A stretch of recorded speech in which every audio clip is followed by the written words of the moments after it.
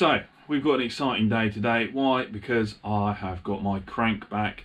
That's had a fresh regrind at +5, and my rebore has been done as well. So we've got the parts to start putting our motor back together, which is great. Now the motor on the 500 behind me, I put back together under the guidance of Rick. Now, over my sort of years of ownership with this bike, I've become really quite familiar with what's going on there.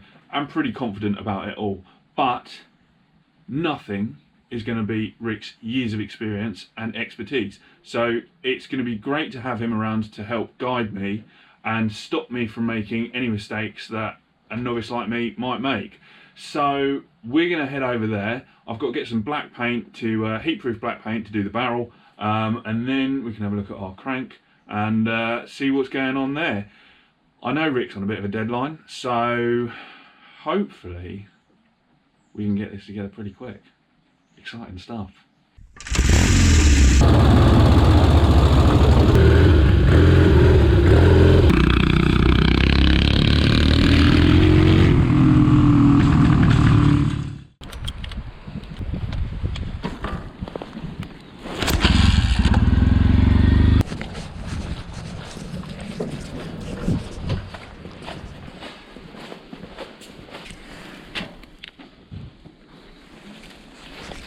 Right, well, I have just arrived at Rick's. Say hello, Rick. Hello. And I've been greeted by this delightful layout in front of me. All the new parts, some of the old parts as well. We've got new valves, guides, springs, bearings, bushes, sludge trap tube, the caps, big end shells, pistons, freshly ground crank. Look at that, that's beautiful. The barrel's been done as well. There we go, have a look in there. And then also a vapor blasted head, and yeah, random bits and bobs, rocker boxes, crankcases. So today we're going to be looking at getting the crank back together and maybe get it in situ as well. What do you reckon? Yeah, try and get the bottom end together. All right. One little thing to say is the crank was on standard. It's quite difficult to get original shells now. We managed to get these glaciers at just 5 thou undersize, I should say, but that relies on being able to just take that much off, which is quite a difficult job. Normally you'd take off a little bit more, 10 thou on it. So well, we've taken it, done a lovely job, and they've managed to get the wear out of it with just taking that small amount off. So it's kind of like had a half a grind rather than a full grind, and we've been able to use the original shells that otherwise would be hard to get. So hopefully it's all going to go together and be hunky-dory. Marvellous stuff. So first step, cleaning off the gasket surface on there. What do you reckon? Yeah, clean out the bearing housings, gasket surface.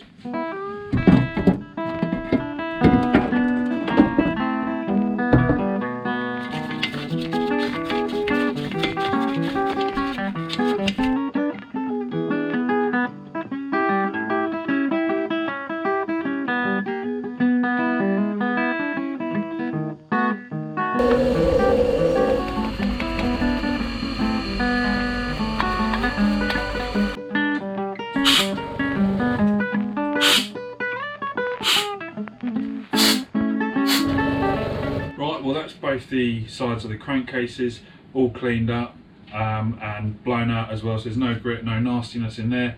Now it's going to be time to assemble the crank so we can drop that in there. That means we've got to put the sludge trap tube back in there, and also the cap, and then we're going to be putting on our new shells and our con rods as well.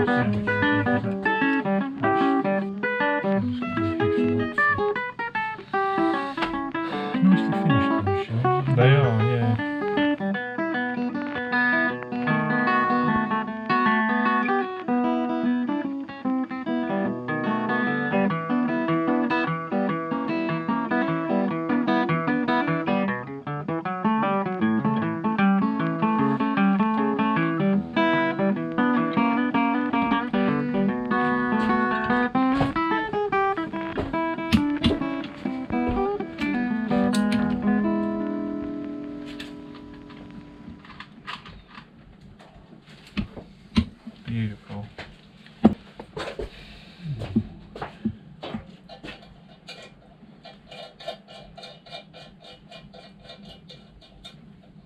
Right, so the crank is largely assembled, except not quite, because we ran into a few troubles with the sludge trap cap.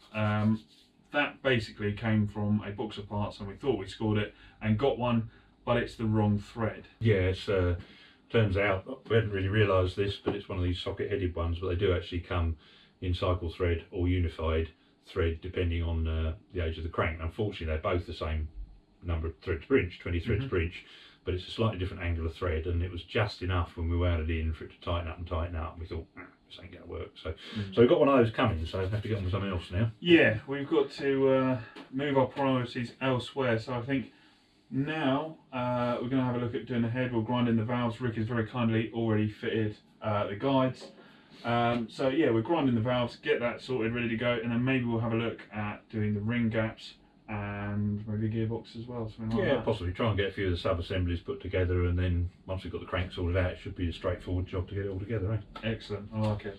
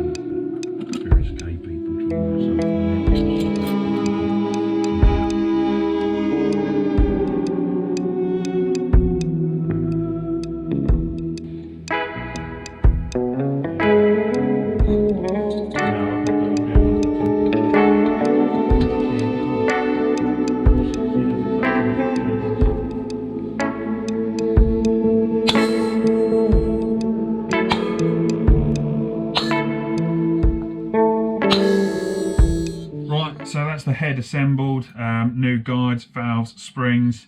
It's looking pretty good. Now, fortunately, we didn't need to recut the seats. They were fine, so we've just ground them in with some grinding paste. And you will have noticed I didn't use one of those suction tools. If you're unfamiliar with those, it's one of these. It's got like a little suction cup. You pop it on the valve on the underside like that, and then spin it backwards and forwards. They're not very good. What is a better thing are these little T-bars. I think Rick said earlier that these are military surplus. I've got one of these myself, and they are invaluable, really. A much better way. You can get a really nice feel of the valve seating and what's going on with the paste as well. So that's great, they're all ground in. Another thing that I like to do, some of you probably would disagree with this and may not do that, once I've positioned the collets in place, which is helped by a little bit of grease that you can stick them onto the stem with a bit of grease. If you pop a cloth over the top and give them a little bash on top, just enough so that it compresses the spring a little bit.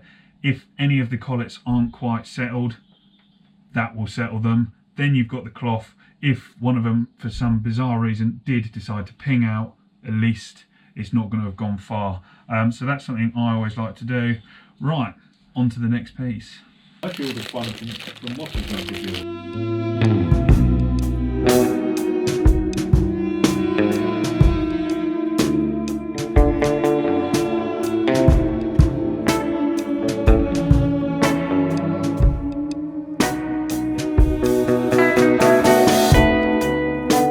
So we've got a little pile of parts over there, that is our stuff sorted. Rick has very kindly painted the barrels up black. They're quite really smart. The head is now sorted and the rings are now gapped. So it's time to start having a look at our gearbox, because we reckon there's no reason that we can't get a gearbox in situ without the crankcases being together.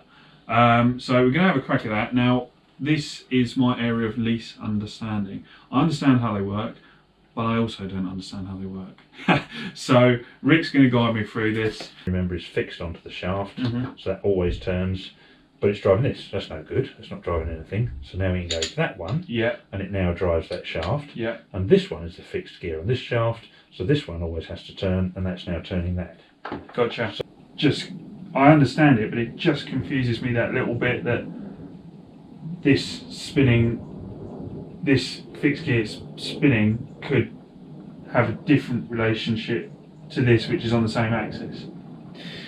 Ah, yes, I see what you mean. Yeah. Yeah. Basically, if that turns, it all turns together. That makes perfect sense. Yes, but the moment. But how do you make that turn at a different speed? Yeah, that's exactly it. Yeah. I feel that. Because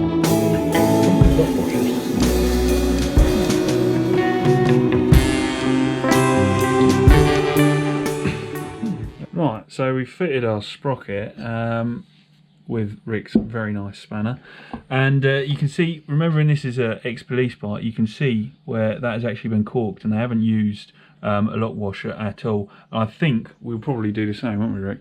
Yeah, I think so. What I don't like about tab washers is, generally speaking, when you take one of these apart, you'll find the nut's all loose, but the tab washer's still folded over, which seems a bit strange, but I believe it's because tab washers necessarily are flexible, so you can bend up the edge of them, and that means they're actually quite a soft, ductile kind of steel. So when you tighten them up initially, the running of the bike, it gradually sort of flattens that steel out. So I prefer not to use them. You can use Loctite, obviously. The only thing using Loctite is because of the spaces here, it's only sort of dot and carry one as it goes around, which isn't exactly ideal. I've used Loctite before, but seeing what the police workshop have obviously done here, you sort of think, yeah, actually that corking is not a bad idea. Probably won't go quite as aggressively as that. I think one suitable dot punch done there would do it. Yeah. Yeah, so I think we'll give that a whirl. Yeah. But we're just discussing the fact this spanner is obviously clearly designed so it will go through the hole behind the clutch. So you can actually access this nut just by taking the clutch off. You don't have to split the cases to do it. So it's a funny old thing. It's quite a good piece of kit, that. That being said, we're not actually going to cork that now, are we? In case we have to take it off for any reason. Now, yeah. So we'll just have to try not to forget to do it later. But it may be, as we assemble the gearbox, we might think, well, actually, we'll just take that out and do something. So it's always a bit of a mistake to do anything too quickly, isn't it? Really. So absolutely cool. Yeah. I've got to watch out that doesn't ping off as well, haven't I? Yes. We're in. Bingo. So now should I relocate this, if I can? Yes, but we'll just make sure we get the other gear in first. Alright. That pin. I can't actually see that pin, so I'm not sure whether that's going to pop out or not, but if I could jam my finger there. Alright. Well, that is sort of in the groove, isn't it? I think it's like... Yeah, there you go. Oh, you got it? Yeah. Oh, well done. Oh, actually, when you look at this, look at those gears are a million miles out down there, so if we can get this to go in, I think that will probably make it a little bit easier. Can we see that hole though because of the sprocket? Oh, I don't know. got it.